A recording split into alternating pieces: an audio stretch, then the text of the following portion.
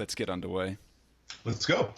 Hi, I'm Tobias Carlisle. This is the Acquirers Podcast. My very special guest today, and this will be a really fun episode, is Tim Kohn. He's Economics on Twitter. He's our resident NFL offensive lineman. I looked up his stats before we started. This is according to their combine. He's 6'5", 330 pounds. He runs the 40 in 5.31. Oh, that's wrong. That's what they recorded. Oh my goodness, no. Actually, in the combine I ran a 5.12, but outside of that I ran under a 5. That was actually my forte, was running. I wasn't a very good football player. I was actually a better athlete. Well, we're going to talk to him right after this.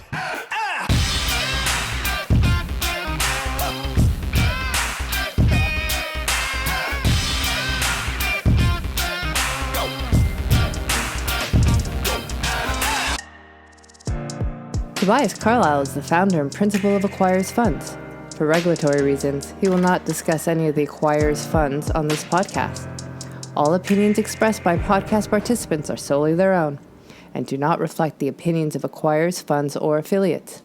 For more information, visit acquirersfunds.com. Hi, Tim. How are you doing? Doing great. Thanks for having me. My absolute pleasure. So I wanted to look up some of the statistics about how hard it is to get from high school football into the NFL, and this is what I found online. High school football to college, the chance of getting in, about 5.8% of guys get through. College to the NFL is about 2%. Your chance of getting from high school to the NFL is 9 in 10,000, which is the equivalent of having an IQ over 150, and the average PhD IQ is 130. And I think that's an interesting thing because the Wonderlic test, which is one of the... Well, you might have to tell us what the Wonderlic test is, but you topped the Wonderlic test. What's the Wonderlic test? Basically, it was the kind of the default IQ test that the NFL adopted for NFL players, and I imagine what appealed to them was the fact that it was only 12 minutes long, which frankly, I think it respects the attention span of most of us as we're entering into the NFL. So you answer 50 questions that get progressively harder over a 12-minute span, and the first 5 or 10 are appallingly easy. It's like, oh my goodness, why am I even bothering with this? And then by the time you get to, say, 25, 30, it's like, oh my goodness, this is getting real. And around 40, it's like, oh gosh, I should have paid more attention in class. So it's essentially just a measure that, obviously it's not a perfect one, but it's one that they kind of get a fast and dirty sense of gray matter. I saw you talking about it on Twitter a little while ago, and I went and sat one online when I found it. It's the 50 questions in 12 minutes, and I got to say, I've never felt claustrophobia like that before. You've got about 15 seconds to get through the questions, and as you point out, the first ones they take about 5 seconds, and then you get to these questions that you really need 30 seconds to figure them out. And you just get further and further behind. It's absolutely terrifying. So my hat's off to you, sir, for getting through that. So you were a 4-year starter, team captain at Iowa State. Tell us a little bit about your career there. Well, the funny thing is I was probably the most unlikely college player that you could imagine. I was tall and geeky, which is, I guess, maybe a prerequisite for a lot of offensive linemen. But I was really more of a basketball player. I did not play football till my junior year in high school, and even then I didn't play much. I was kind of on special teams. I was 6'6" and about 210 pounds and still not really strong. I was kind of a string bean. I got up to 250 my senior year, still wasn't widely recruited, and somehow I caught the eye of some major programs after playing in the high school playoffs. I had great showings against a lot of players who were well regarded. And that got me situated at Iowa State, which, frankly, at that point, I'm already playing with house money. I'm getting my school paid for. This is great. I get to play against some top-flight competition. And I never really, I guess, kind of a habit instilled from high school to college and thereafter is that I never actually set far in the distance type of goals. Everything is, what is the next most important priority I need to address or can address right now? And just make steady incremental progress, and it's amazing what it accumulates to. So from a college standpoint, I started as a defensive lineman, moved over to offensive line when they decided that of all the things in football I did well, eating was probably number one. They also said, and my offensive line coach, Steve Loney, who's a coached in the NFL for several years. Fantastic guy, probably one of my favorite people playing ball. He had this term for me. He said, "Timothy, you are the smartest dumb guy I've ever met." Or actually, I got that backwards. I'm the dumbest smart guy he's ever met. Because I got into things where, I think I might have even told you the story. I jumped off sides 3 times in one game, 3 times in a row, which you never see an offensive lineman substituted in the middle of a series. Well, I got substituted out. They pulled me out, and he was out of his head at that point. But so college was an interesting experience, and incrementally, year by year, I became more and more relevant. I had a running back who was a Heisman candidate 2 years in a row, finished, I think, 5th and then 2nd in those 2 years. And back then, you didn't have football on TV everywhere. You didn't even have YouTube showing highlights of things. We were only on TV 1 week a year against when we played the Iowa Hawkeyes. So there wasn't much media exposure for any of us, but there were a lot of highlights of Troy Davis, our running back, running. And typically, I'd be in frame. So a lot of national sports writers say, "Hey, who's number 77? That guy blocking for Troy Davis." And I defaulted onto a lot of preseason and postseason honors lists my junior year, and all of a sudden being a pro football player became a potential reality. So what's that process like? How do they? How do you know that you're sort of on their radar screen, and then what do you need to do to sort of progress to the next level? The first clue is when agents start calling you. Right. They're fishing. They want to find somebody who they're looking for a value stock, right? I mean, right. If you're already a top flight guy, you're getting the attention of all the major institutional players. Now, you're getting. I was a micro cap, so to speak. You're not a micro cap, mate. No, I mean, and that's the only micro thing about me at the time. I was about 330 coming out of about 323, I think, when the Raiders actually drafted me, but. Yes, I mean, it was a situation where, agents were starting to call me and let me know, hey, scouts are noticing. And then you'd hear from, your football coaches that, hey, some scouts were in to watch Troy, but they also wanted to see some film of you. So you kind of get some early indications that way. You also know that the more press that you would get, typically it would build some momentum around your brand. Or your stock is literally rising. And I actually use this to my advantage. I'm not somebody that had any kind of public speaking or communication training, but I realized, the better I can help solve the reporters' problems and giving them interesting quotes or perspectives, the more often I'll find myself on TV, radio, or in print. And the more often I'm in print, the more people will just kind of think, oh, well, this guy must be one of the best players on the team. Yeah. So I always took pains to make sure that I offered some interesting commentary. And I remember there's one game where we played against University of Northern Iowa, and we'd had some trouble with them in the past. And we had one drive where we drove over, I think, 95 yards, about 11 or 12 rushing plays, no passing plays. We just grounded out, scored a touchdown. And the reporters asked me about that. And I said, well, that drive was the catharsis of our frustration. At which point, the next day when we're warming up, essentially getting ready for our post-game practice, I can hear my offensive line coach, Steve Loney, coming down, and he's just like, Timothy. He's holding a newspaper, and he's saying, Timothy, what in the hell is a catharsis? Sorry, coach. And, the psychology department at Iowa State was absolutely thrilled. They're like, hey, a football player used this term in the right context. The bigotry of soft expectations, right? Low expectations. But it was a great experience from a college standpoint. I had interest from bigger programs, and I doubt I actually would have had a pro career to speak of if I hadn't been at Iowa State, if I hadn't been essentially blocking for, Troy Davis, who was a fantastic college back. What don't folks know about the offensive line? What are the special skills that you need, or what goes on in the line that we don't know about? The one thing is that offensive linemen actually take pride in their anonymity to a great extent. I mean, you see some exceptions, but I remember when I was on the Broncos, this was instilled by the coach, Coach Gibbs, but there was a rule that anytime you were actually in print in the media or on the media for anything, you owed a fine to the team fund for a party at the end of the year.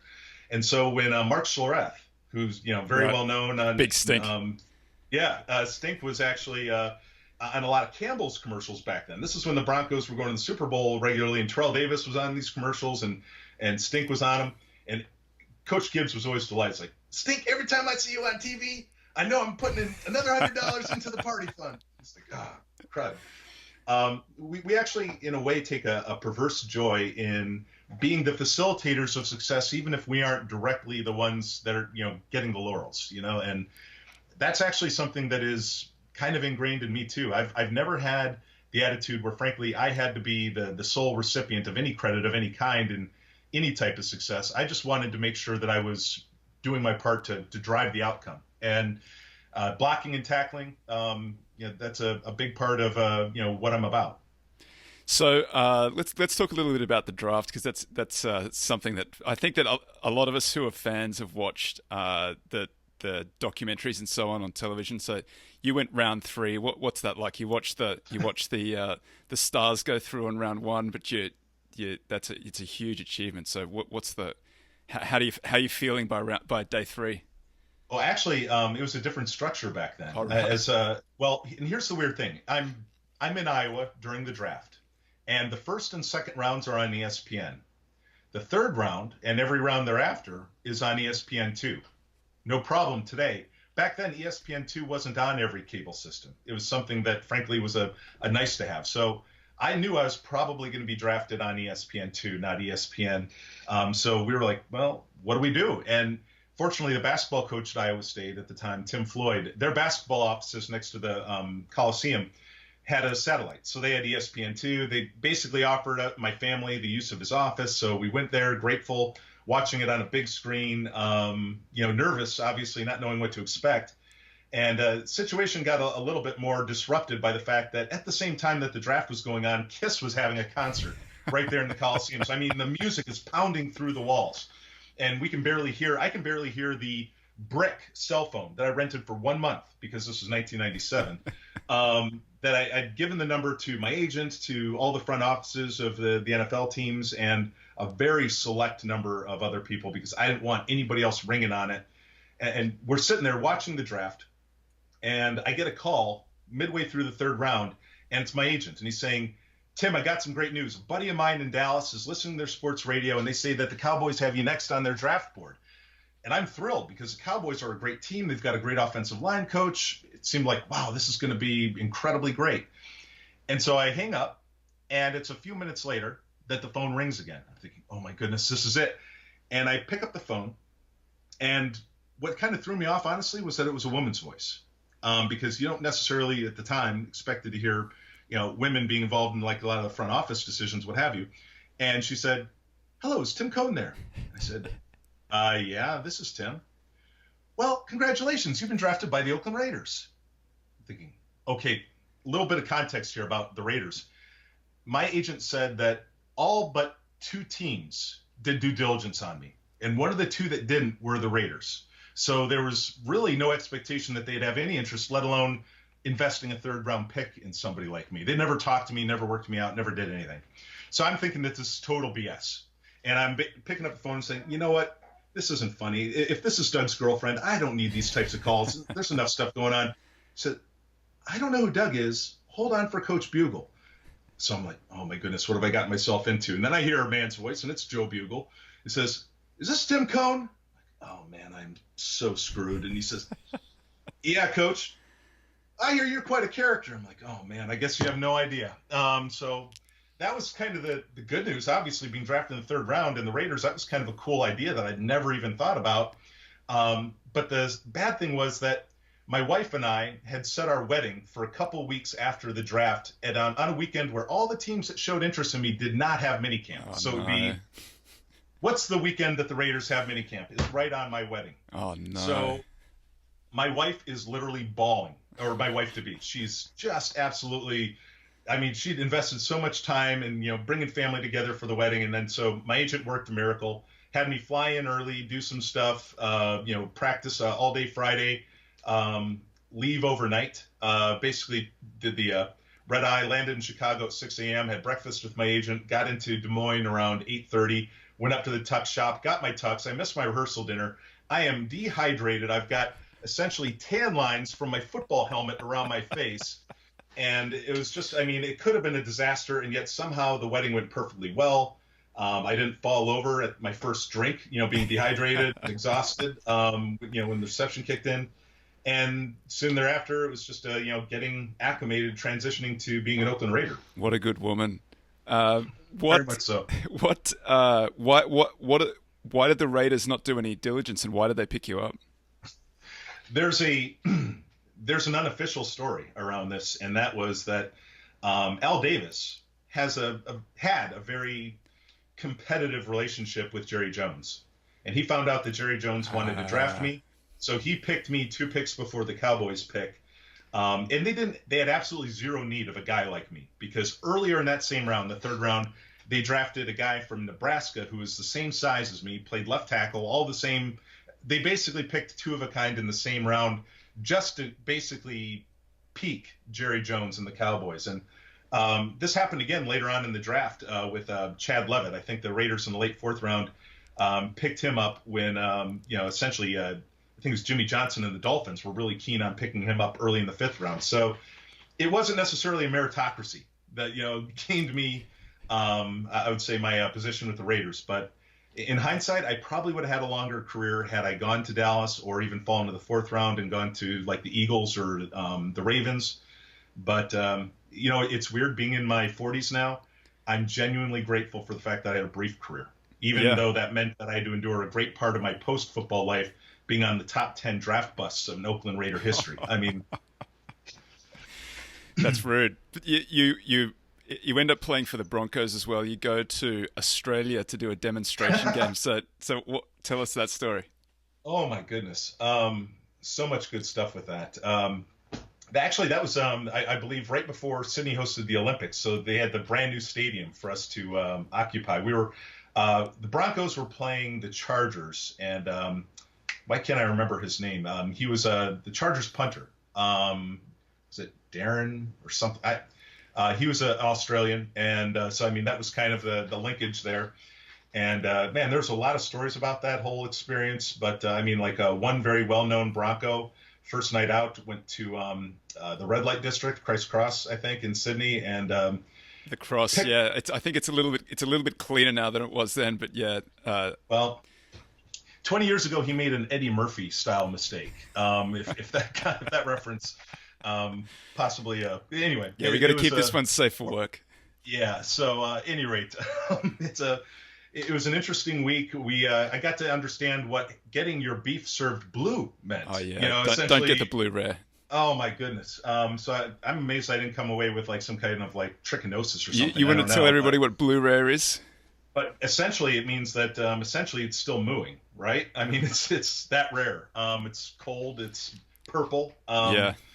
And it's almost like you get the, when you get pokey, and it's kind of like they just sear it on the outside and the inside. And you can get a warm blue, which is they actually get it a little bit warmer for you, or you can get a cold blue, which is just inedible for anybody. But sorry, I've interrupted. Keep going. No. I mean, and I had great food in Sydney, and I mean, I think I had some fish and chips with Pacific Hake, which I thought was great fish. I had never had that before, so it was just an unusual experience because I was very much a marginal player. I did not actually get into the preseason game because I was so bad, they were worried that I would get hurt and be on their injured reserve.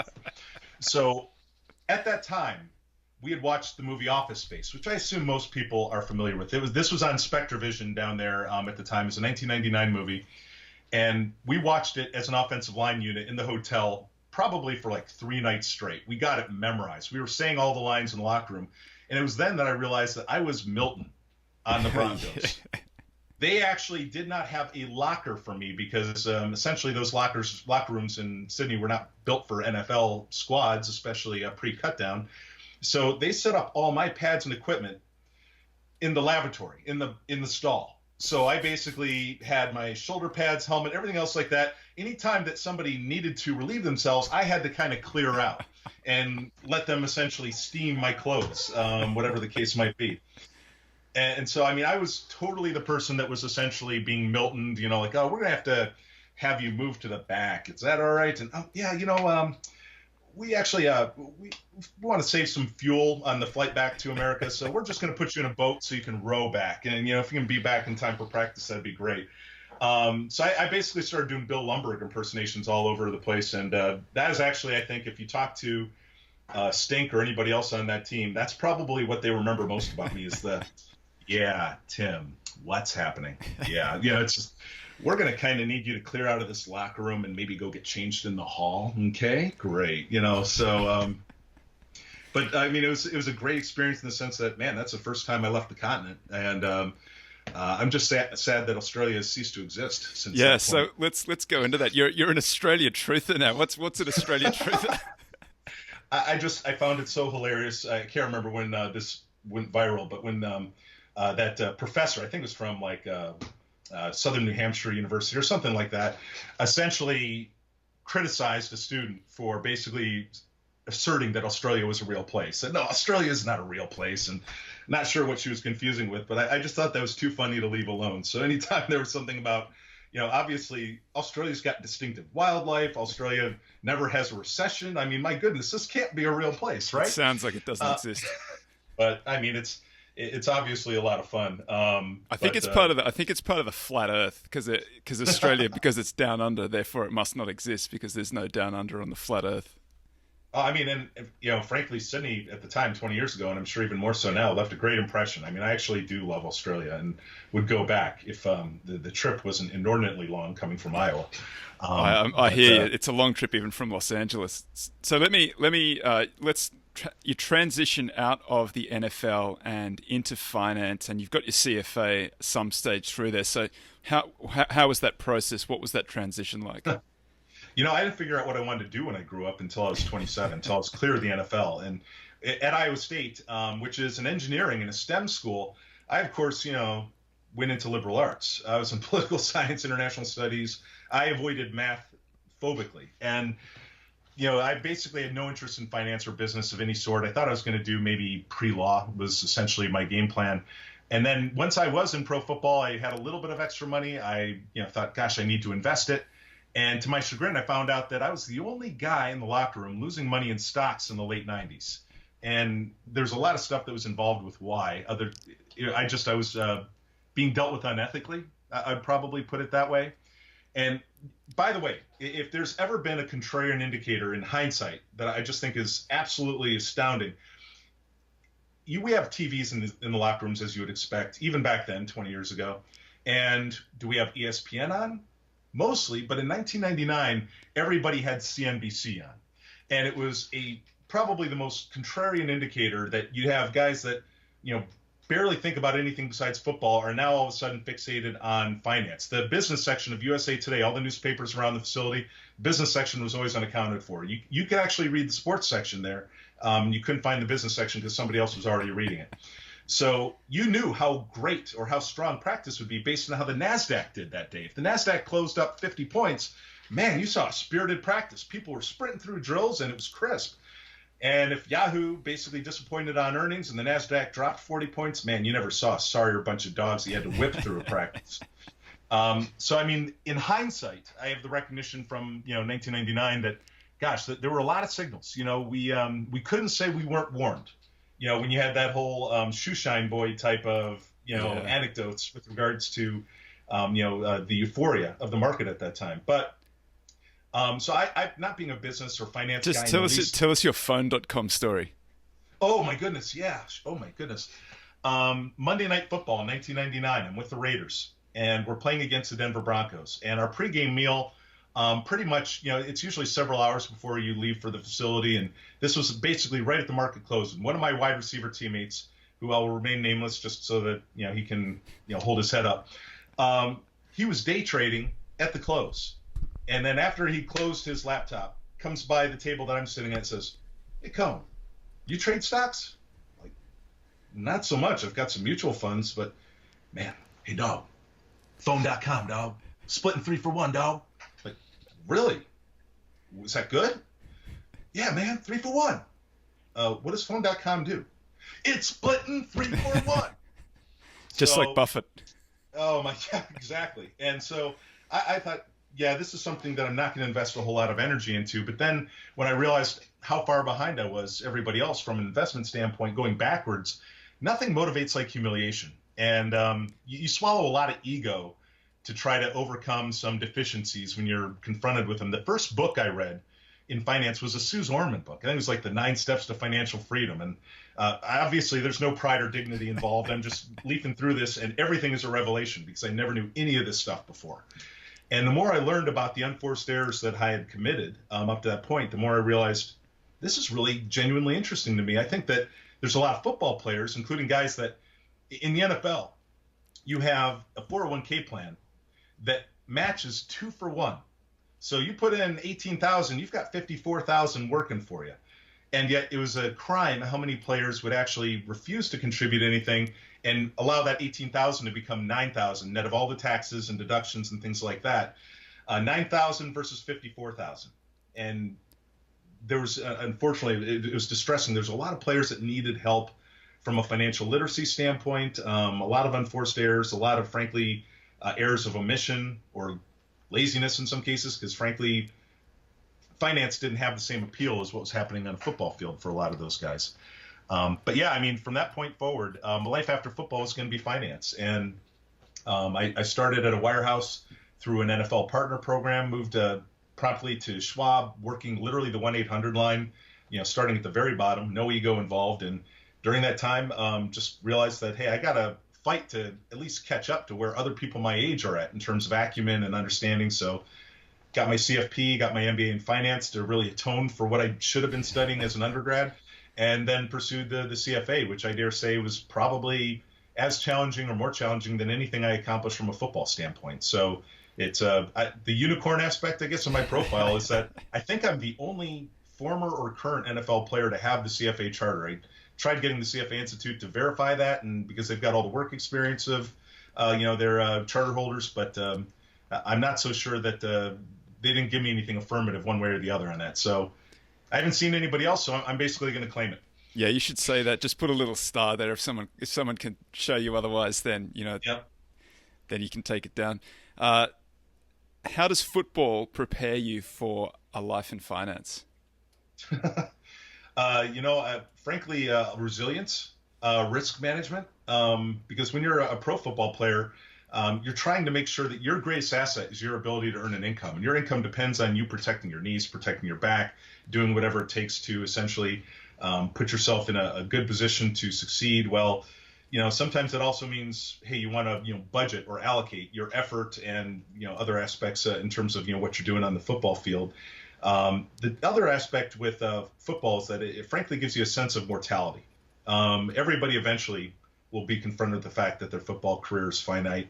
In the same way that investors, have to understand, hey, there's only so many years that I'm going to be able to put money away, and then it's got to carry me the rest of the distance. Well, a lot of football players get this in a concentrated dose.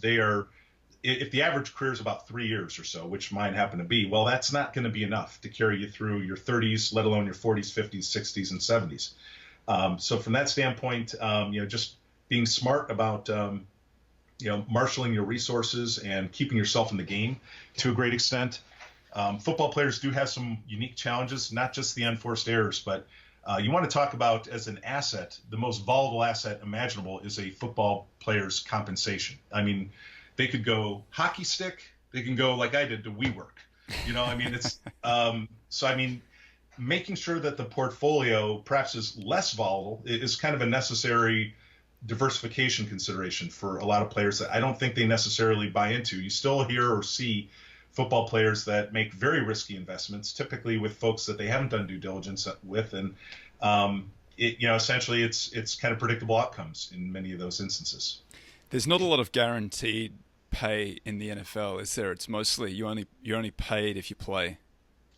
There's more and more these days, but man, when I played, I signed a 5-year contract and I got cut after 1 year, which meant that the balance of the contract was gone. The only thing that you could count on was the signing bonus up front. Nowadays, you hear a lot more about guarantees and other types of things, and that's good. We're still not where Major League Baseball or the NBA is, where you could basically get a hangnail that takes you out of a few games and you're still going to get paid, or if you get cut, they still pay you, the balance of your contract. So it's not quite at that point, but then again, given the injuries and given the physical damage, it's understandable how football teams, from a risk management standpoint, don't want to guarantee too much from, obviously such a violent sport. So let's talk a little bit about coconut risk. What is it? How do you avoid it? It's funny. One of the things that I enjoy doing most, especially in the last 8 years of my career, is getting around the country and being able to talk to investors, retail investors mostly, but talk to investors about what's going on in the markets. What should they be paying attention to? What shouldn't they be paying attention to? And if it's a new audience, I usually share this story with them because I think that there's some relevant lessons from it. And usually, this is the part of the presentation where somebody's introduced me. And they introduced me as a football player. And my credibility's already taken a hit with this audience because I look like I should be working somebody's security detail or maybe bouncing outside a nightclub, not necessarily espousing on the market or global economy or anything like that. And then they mentioned that I'm a football player. And so now I'm definitely damaged goods from their standpoint. How many concussions did he take? And usually the first thing that I do highlight is like, hey, the total is actually under double digits. But the worst hit to the head that I ever got did not happen on a football field. It happens where most of us get clobbered over the head, at a wedding. So I was at my brother's destination wedding in Jamaica. This was about 7 years ago. And it was at an all-inclusive resort, beautiful grounds. They set up our table for the rehearsal dinner right on the beach. I mean, this was almost like just postcard. Beautiful moonlit night, warm breezes, palm trees swaying. You had waves lapping up on the beach. Food, libations, plentiful everywhere. It was around that time that I'm telling some type of off-color story to the table, which has my future in-laws to be second-guessing all their daughters' life choices. And literally in mid-sentence, I get struck over the head by a coconut. Coconut had dropped 4 stories. Xylophone ricocheted off my head, landed in my wife's purse, and somehow I didn't get knocked out. My head went right into my hand. And there were some drunk Canadians that were walking by at that time. We'd met them earlier in the day, and they saw it happen. They said, dude, the coconut curved to hit him. And everybody's just like, what the heck happened? There's a clamor.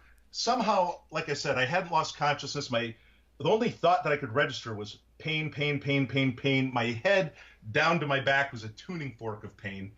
Once that subsided enough for me to have 2 thoughts in parallel, I still had pain, pain, pain, pain, pain. But now I also had another thought that, oh no, I'm all wet. I must be busted open. I'm going to be a gory mess for all the wedding pictures. And I pull my hand away, and the fluid is clear. The coconut cracked on my head. So I'm actually feeling, pretty good about this. Like, hey, my head is intact, and this coconut's all cracked. So they moved me to the nurse's station, which is basically the custodian's room with like a short little examination table. And doctor comes in from an hour away. He's like 20.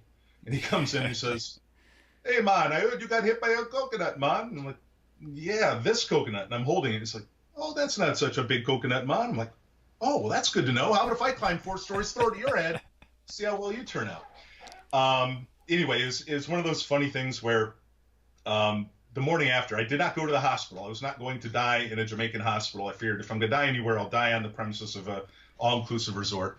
But I did successfully wake up. And I was an immediate celebrity on the grounds of this resort because I think that everybody had heard that some big bald guy got hit by a coconut, or maybe it was just the fact that I had a 6-inch unicorn horn sprouting out of the side of my head from where the coconut hit. And, everybody was very courteous. And how are you feeling today, Mr. Kohn? Would you like some breakfast today, Mr. Kohn? Are you feeling especially litigious today, Mr. Kohn? And bottom line is anywhere now, after that whole experience, anytime I'm anywhere south and there's palm trees about, I'm immediately looking up. I'm scouting it out. I want to see if there's any coconuts dangling or hanging down from underneath. And in the process of keeping my eye on that coconut risk, inevitably, I stumble over something right in front of my feet that easily I could have just stepped right over. And for a lot of investors, especially retail investors, I mean, I could probably introduce you to a few people who've been in cash since 2008 or 2009. There's investors who still are looking for coconuts, and they might have that coconut that has 2008 on it, or 2000 to 2002, or it might have a China trade deal or a Trump logo, some other type of horrifying, but, arguably maybe a low probability risk relative to the ones that they are accepting that, frankly, could be much more easily and productively addressed. So trying to get folks to realize that anytime you're at one extreme or the other, overly bullish or overly bearish and despondent, you're basically at one extreme or the other, you're depriving yourself of half your peripheral vision. You're basically rendering moot the half that goes beyond that extreme. Try to find ways of getting investors to, essentially regain some centrality in how they perceive markets, how they perceive their investment situation, recognize that it's not a one-size-fits-all type of situation. So, what have you been doing as a in finance? What have your roles typically tended to be? I've actually done a little bit of everything. From a retail client-facing standpoint, if it involves high net worth clients in particular, I've done all nature of roles, predominantly with one company. I don't know if I should mention the company in this context, but company that Describe them without using the name. Well, gosh, what's probably I guess $0 commissions. Maybe that might be anonymous enough. But yeah, it's a situation where I had a 19-year career doing a little bit of everything. It was a fantastic environment to learn and to be able to be productive, to learn all the right sales skills, but not necessarily learn sales skills to the exclusion of everything else. So essentially, I've done things such as being a financial advisor in the branch, been a portfolio consultant building portfolios for high net worth clients, been a manager of a team of portfolio consultants in that context. For the last 8 years, been more of a product specialist. You kind of hear the word wholesaler is a dirty word, but maybe more of a subject matter expert for a number of managed solutions, and just trying to essentially do presentations, workshops, things like that from in front of as many as like 300 people, as few as maybe a dozen people, depending on the circumstance. So that's been largely what I've been about for the most part here. But everything I've ever done in this industry was something that I'd never done before and required some stretching. And then once I made that effort, I found that, my goodness, I love doing this. There's something that's very appealing about it. So, now that I'm kind of in a situation where I'm trying to look at, what is my next chapter going to be? I'm frankly very open-minded. There's a lot of things that have immediate appeal to me, but I don't write off that there's anything that, frankly, I won't find something to really, clamp onto and be enthusiastic about. So you've got a very impressive bookcase just over your shoulder there, and there's another one that is sort of a little bit oblique to us. But what's been the most what's motivated you the most? Which one has sort of appealed to you? Which book has sort of spoken to you? Actually, this book was actually pretty good. That's deep. That's my book, Deep Value, for the folks who are at home. There we go. Tim's completely pandering. That's right. This was not prearranged. I wanted to spring this on you at some point, Toby. I love it. Actually, I read about 90 plus books a year, and a lot of folks think, he's trying to be that, cliche. Hey, the best CEOs read, 6 books a month, read 100 books a year, whatever else. And they don't do anything else. Frankly, it's more tied to a bit of insecurity, if I'm going to be entirely candid. When you play football, you're very aware, especially these days, of how much cumulative impact you've absorbed through your head. And I'm more fortunate than most that my cranium is actually about 80% concrete. So that actually has helped preserve a fair amount of my gray matter up to this point. But the more I can read, especially across different disciplines, and the more I can maybe apply it to what I'm doing professionally, the better I feel about how my brain is hopefully not betraying me the way that my knees, my shoulders, and everything else might be at this point. So some of the books that this year, for example, that I've been especially keen on, and this was, I think, Daniel Crosby had actually recommended this, and a few others, Alchemy by Rory Sutherland. This is essentially making a lot of behavioral finance and some Nassim Taleb type of philosophy very readable and consumable. It's actually very engaging. I listened to the audiobook read by the author, and it was almost as much fun listening to him tell what was in the book as it is reading and underlining. So that's probably been my favorite book so far. And I actually was very lucky to get a collection of papers from Cliff Asmus. So I got to give him a shout out, because he and Jim O'Shaughnessy, you, Toby, Jeff Mackey, a lot of folks on FinTwit have been fantastic about supporting various aspects of my transition right now, but also sent me that book on some of the papers that have basically been produced by AQR, and that's been very educational from a finance standpoint for me. So every year I actually put out a blog. It's the only blog I do once a year, essentially recounting what I thought were some of the more interesting books. And it's kind of a self-indulgent exercise, but something I've done for like 14 years. So you're just kind of puts me through. You're a great Twitter follow. Just tell everybody your Twitter handle right now. Normally I do that at the end, but let's do it now, because folks should follow you on Twitter. It's at 77CYKO. Psycho, Psy being Cyclones, Co for Kohn. I thought that was clever at the time, way back when I got on there, and I really didn't realize how path dependent I would be on a handle. But no, Twitter's been fantastic. I mean, even leading up to this session, I was actually, just going through Twitter and laughing my tail off because, I mean, there's so many characters, so much that is interesting that I wouldn't have encountered otherwise. Toby, I'm not so sure if we would have ever come across other than maybe at a conference at something. I mean, if it weren't for Twitter. Twitter's amazing. I mean, as much as LinkedIn is a great resource for a lot of professionals, I would say that Twitter is about 100 times force multiplier on LinkedIn. Really just amazing. Somebody described yesterday, I saw this on Twitter, somebody described LinkedIn is the conference that you go to and Twitter is the bar after the conference, or it's the bar at the conference. It's where actually you are really revealed. Where you do the business. I mean, yeah, and that's half the reason that, frankly, I'm always astonished that people say that I'm a great follow because I don't actually add a whole lot of substance to the conversation around different financial matters. Mostly, I'm going to, give maybe a snarky football player's interpretation of, what's going on and, some type of pun or dad humor or whatever, or, essentially just railing on the existence of Australia, things like that. And or non-existence. There you go. So, yeah, it's an amazing platform though, and I'm incredibly grateful for. Actually, invested in a hedge fund, Arcus Capital. I probably shouldn't even say that actually because. No, but, that's okay. I had Peter on. Peter was on an earlier episode. Peter Rabover from Arcus Capital. I'll have to look up what episode number that is, but you can go back through the back catalogue and find the interview with Peter. He specializes in micro-cap, PE-style micro-cap investment. And I mean, the guy's constantly impressing me. He's brilliant. And I mean, obviously that's very niche what he does, but man, that's a niche that frankly, I couldn't find, too many good solutions independent of engaging with him. So that's been, I think, close to 3 years, and that's been good. But I mean, there's all folks like Lawrence Hamptel, and I mentioned, who's also been a guest. Yeah. Well, and I mean, and I remember watching that, and, there's a lot of his stuff that I hadn't read that I went back and looked at as a result of that pod because, things that I see him tweet and I'm like, oh, okay, well, I'll read that later. And I never do. I'm like, gosh, that was interesting. I want to go back and, if you recompose international indexes relative to the U.S., the valuations are relatively similar, that type of thing. I was actually, that's fascinating insight. Yeah. So, and that's just it. That's why, all my career, I've actually had a great deal of humility about how much I don't know. That's part of the reason that motivates me to read as much as I do.